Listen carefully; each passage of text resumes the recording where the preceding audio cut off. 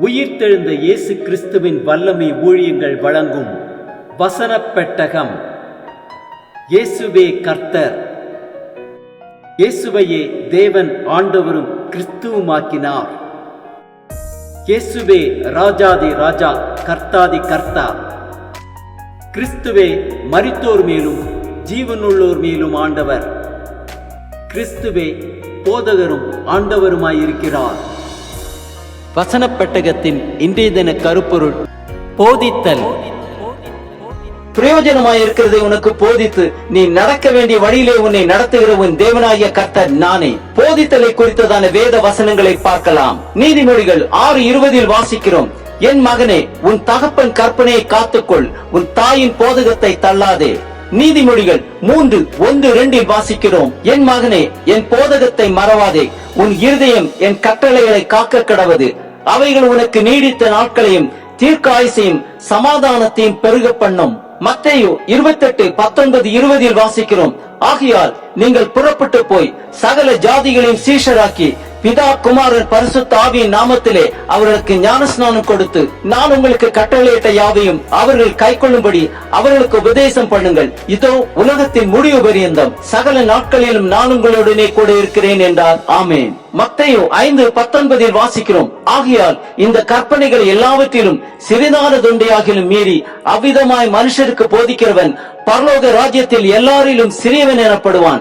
இவைகளை கைக்கொண்டு போதிக்கிறவனோ பரலோக ராஜ்யத்தில் பெரியவன் எனப்படுவான். லூக்கா 12:12 வாசிக்கிறோம், நீங்கள் பேச வேண்டியவைகளை பரிசுத்த ஆவியானவர் அந்நேரத்தில் உங்களுக்கு போதிப்பார். யோவான் 7:16 வாசிக்கிறோம், இயேசு அவர்களுக்கு பிரதியுத்தரமாக, என் உபதேசம் என்னுடையதாயிராமல் என்னை அனுப்பினவருடையதாயிருக்கிறது.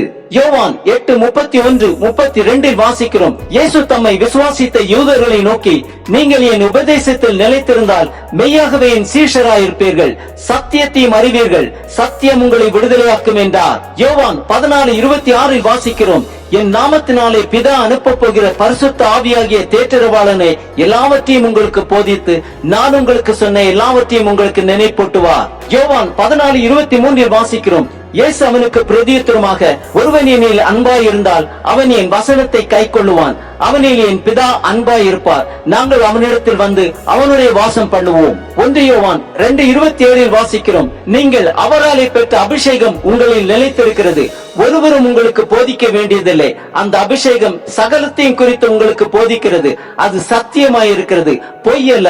அது உங்களுக்கு போதித்தபடியே அவரில் நிலைத்திருப்பீர்களாக.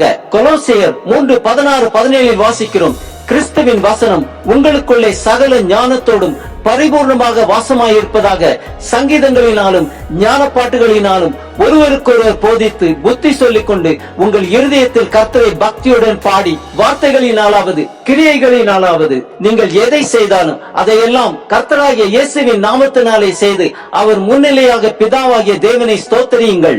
2 தீமோத்தேயு 1:13-14 வாசிக்கிறோம், நீ கிறிஸ்து இயேசுவை பற்றும் விசுவாசத்தோடும் அன்போடும் என்னிடத்தில் கேட்டிருக்கிற ஆரோக்கியமான வசனங்களின் சட்டத்தை கைக்கொண்டிரு. உன்னிடத்தில் ஒப்புவிக்கப்பட்ட அந்த நற்பொருளை நமக்குள்ளே வாசம் பண்ணுகிற பரிசுத்த ஆவியினாலே காத்துக்கொள். கொலோசையர் 1:28 வாசிக்கிறோம், எந்த மனுஷனையும் கிறிஸ்து இயேசுக்குள் தேறினவனாக நிறுத்தும்படி அவரையே நாங்கள் அறிவித்து எந்த மனுஷனுக்கும் புத்தி சொல்லி எந்த மனுஷனுக்கும் எல்லா ஞானத்தோடும் உபதேசம் பண்ணுகிறோம். 2 தீமோத்தேயு 3:16-17 வாசிக்கிறோம், வேத வாக்கியங்கள் எல்லாம் தேவ ஆவியினால் அருளப்பட்டு இருக்கிறது, தேவனுடைய மனுஷன் தேறினவனாகவும் எந்த நற்கிரியும் செய்ய தகுதி உள்ளவனாகவும் இருக்கும்படியாக அவைகள் உபதேசத்துக்கும் கடிந்து கொள்ளுதலுக்கும் சீர்திருத்தலுக்கும் நீதியை படிப்பிக்குதலுக்கும் பிரயோஜனம் உள்ளதாயிருக்கிறது. பிலிப்பியர் 4:9 வாசிக்கிறோம், நீங்கள் என்னிடத்தில் கற்றும் அடைந்தும் கேட்டும் கண்டும் இருக்கிறவைகளோ அவைகளையே செய்யுங்கள், அப்பொழுது சமாதானத்தின் தேவன் உங்களோடு இருப்பார்.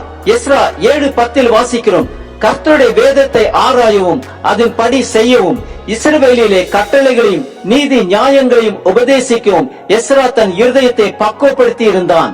மத்தேயு 9:35 வாசிக்கிறோம், பின்பு இயேசு சகல பட்டணங்களையும் கிராமங்களையும் சுற்றி நடந்து ஜெப ஆலயங்களில் உபதேசித்து ராஜ்யத்தின் சுவிசேஷத்தை பிரசங்கித்து ஜனங்களுக்கு உண்டாயிருந்த சகல வியாதிகளையும் சகல நோய்களையும் நீக்கி அவர்களை சொஸ்தமாக்கினார். ஆம், வேத வாக்கியங்கள் எல்லாம் தேவ ஆவியினால் அருளப்பட்டு இருக்கிறது.